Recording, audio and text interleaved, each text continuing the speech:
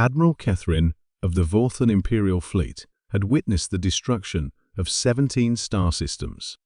She had commanded fleets that could crack planets like eggs and reduce suns to smoldering embers. Her tactical genius was legendary across 3 galactic arms. Yet, as she stared at the sensor readouts before her, she felt something she hadn't experienced in 3 centuries of warfare: complete bewilderment. "Confirm those readings again," she ordered, her 4 eyes blinking in sequence, as was customary when a Vorthan experienced stress. "Confirmed, Admiral," her tactical officer replied, his voice trembling. "The human vessel is still approaching. Velocity, unchanged. Trajectory, still directly toward our flagship." Catherine's tentacles coiled around her command chair. The human ship was, by every measure, the most primitive vessel she had ever encountered in active combat. The UES Perseverance looked like something her ancestors might have built in the Dark Ages before faster-than-light travel. Its hull was a patchwork of different metals, welded together with what appeared to be industrial-grade fusion torches. The weapon systems were ballistic actual projectiles launched from chemical-powered cannons. The engines weren't even proper antimatter drives, but some crude fusion system that leaked radiation like a broken waste processor. "Admiral," her communications officer interjected, "the humans are broadcasting again.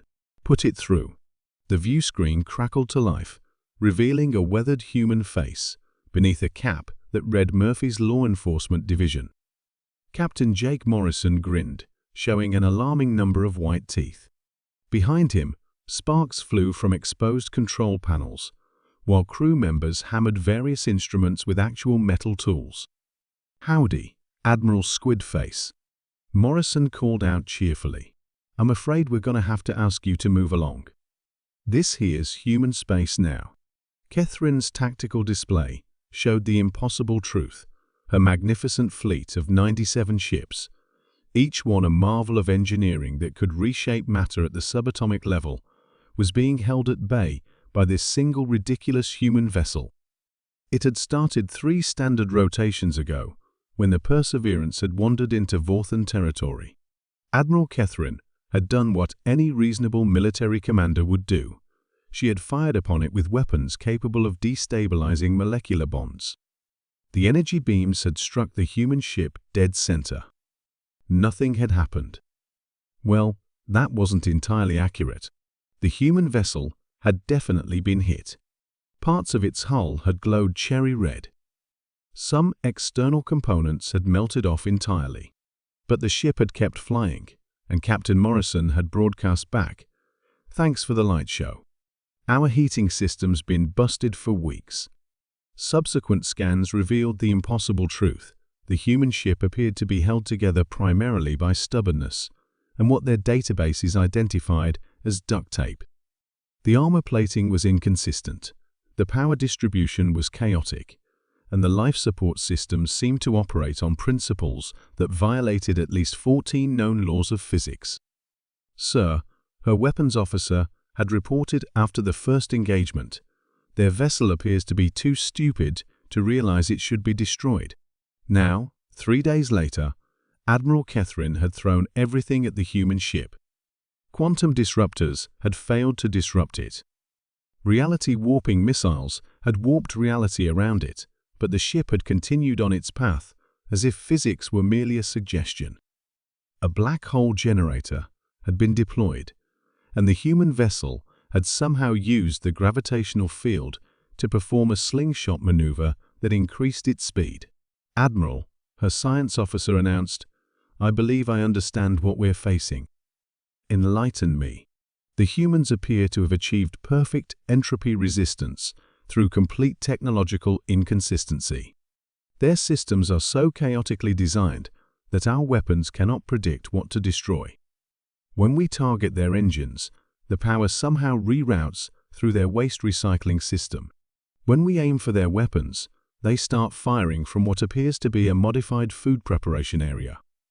On the view screen, Captain Morrison was now holding up a manual labeled Starship Repair for Dummies, while his crew ducked taped a new piece of metal plating over a hole that hadn't been there moments before. Also, Morrison added conversationally, "My engineer wants me to tell you that your fancy energy weapons are really helping us recharge our batteries." Apparently, our power couplings were installed backwards, so all that destructive energy you're pumping into us just makes us go faster. Admiral Catherine's strategic training had covered every conceivable scenario, fighting superior technology, inferior technology, unknown technology, and even primitive technology. But she had never been trained to fight against technology that was so primitive it had somehow become advanced through sheer impossibility. Admiral, her communications officer, reported urgently, "We're receiving surrender requests from 17 of our own ships. They're requesting permission to withdraw before the human vessel makes them look foolish," in their words. The Perseverance continued its approach, now close enough that Admiral Catherine could see individual human crew members waving at her through the viewports. One of them appeared to be grilling food on what looked like a piece of damaged engine plating. "Options," she demanded. "Well," her tactical officer said slowly, "we could try ramming them." With what result? Based on current data, our ships would probably bounce off. Admiral Catherine made a decision that would echo through military academies for generations. She opened a channel to her fleet. "All ships, implement tactical retreat. Full withdrawal from this sector." "Admiral?" her second-in-command asked. Are we surrendering to them?" Admiral Catherine watched as the human ship performed what could charitably be called a victory roll, though it looked more like a controlled mechanical failure.